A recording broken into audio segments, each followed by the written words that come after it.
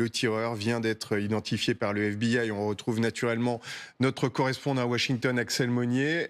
Donnez-nous les dernières nouvelles, puisque tout à l'heure, dans la conférence de presse du FBI et de la police de Pennsylvanie, on n'avait pas son identité. Ça y est, on l'a.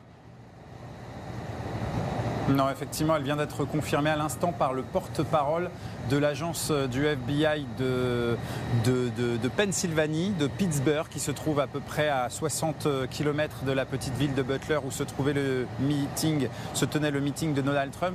Le nom du tireur, donc c'est Thomas Matthew Crooks. C'est un jeune homme de 20 ans qui était originaire de Bethel Park en Pennsylvanie. C'est une ville qui se situe à une petite demi-heure, 1 heure à peu près du lieu du meeting. Donc c'est un homme qui était de la région.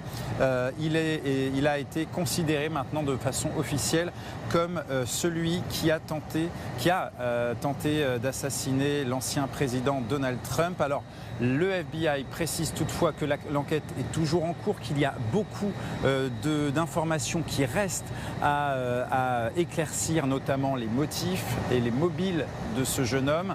C'est aussi une information importante parce que sur les réseaux sociaux, on voit énormément de photos, d'informations autour de ce jeune homme. Beaucoup de ces informations sont fausses.